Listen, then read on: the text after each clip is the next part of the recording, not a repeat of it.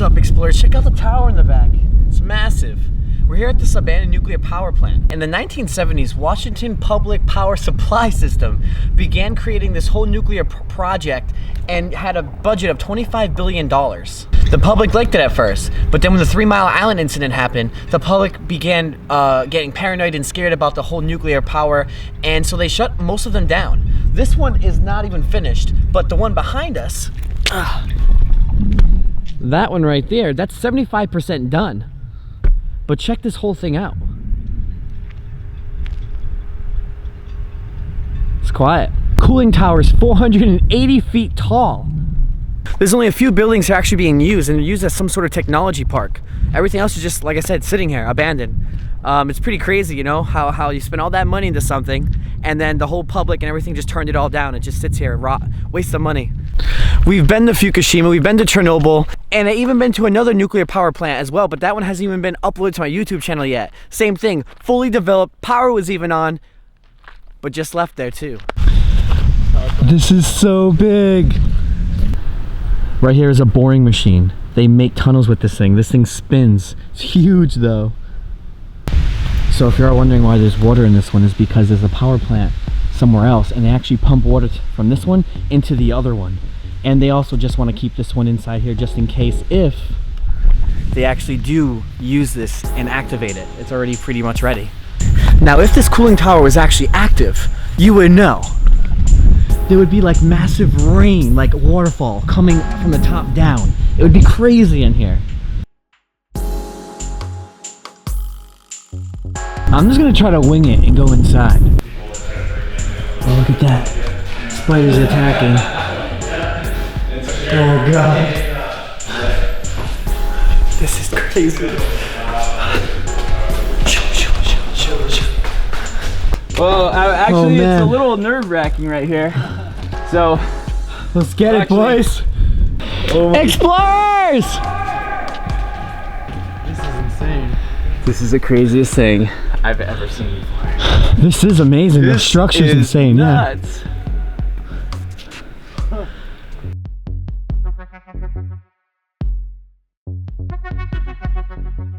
Transformers 4 and 5 are actually filmed right here. Dude, let me do something crazy. This is so nuts.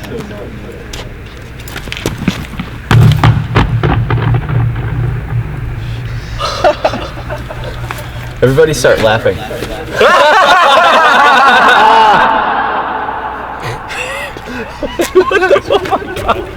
Do that shit for Guys, we're in the middle right now.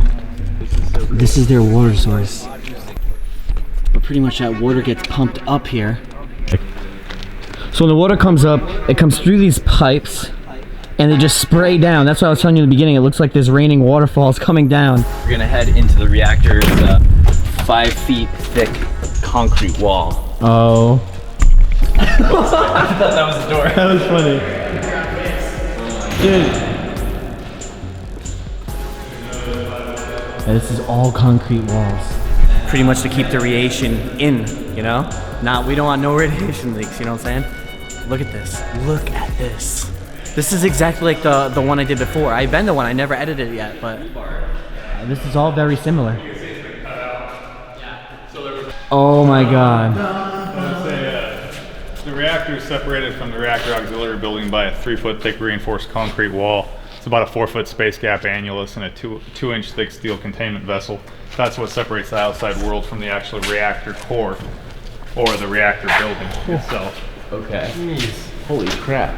This is quite impressive and very foreign to me.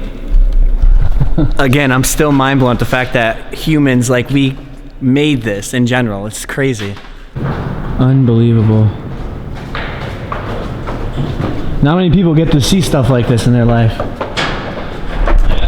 Not that you might want to or anything, but it's really interesting.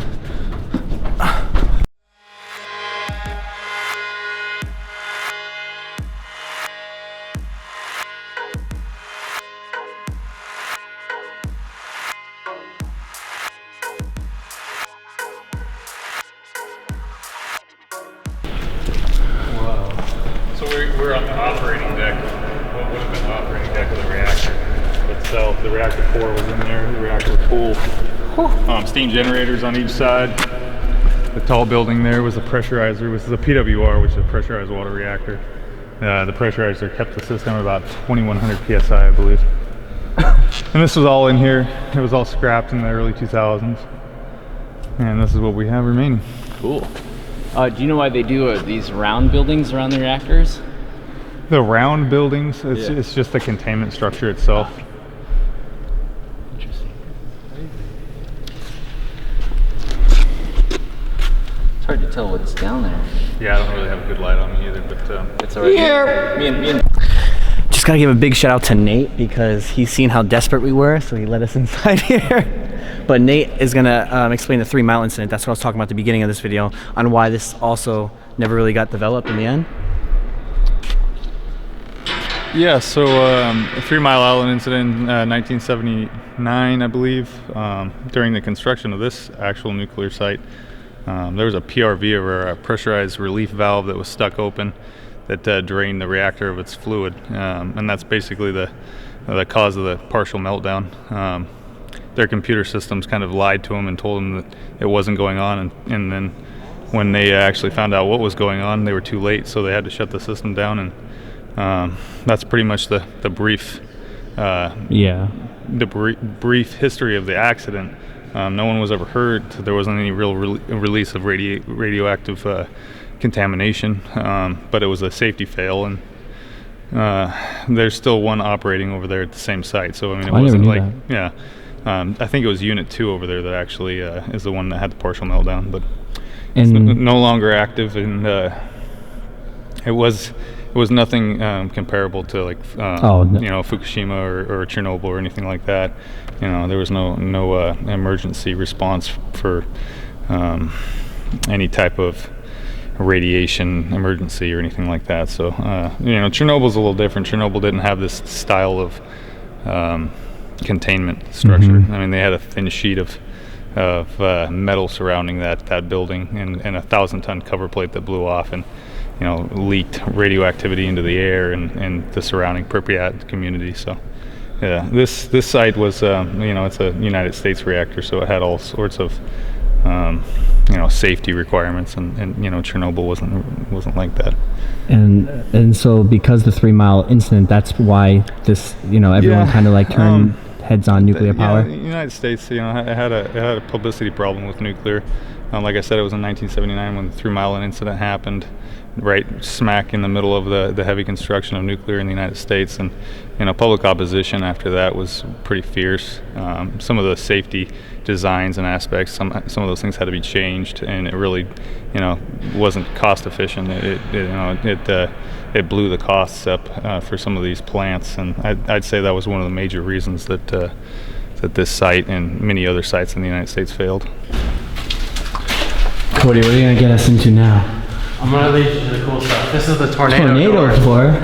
So that's the only one that actually left. This is every door leading from the reactor auxiliary building would have had this similar style door. You know, from the outside of this place, it looks small, but when you're inside here, it's huge. That's the reactor we were just in. But look at the outside. It's like, what the heck? That's cooling tower 3, by the way, which we were in as well. Boom, boom. I'm super excited to have done this. I'm still amped from it. Explorers, I hope you guys enjoyed this. Subscribe, buy the merch, and just get out there and explore. Peace out. Man, I can't believe we were in there.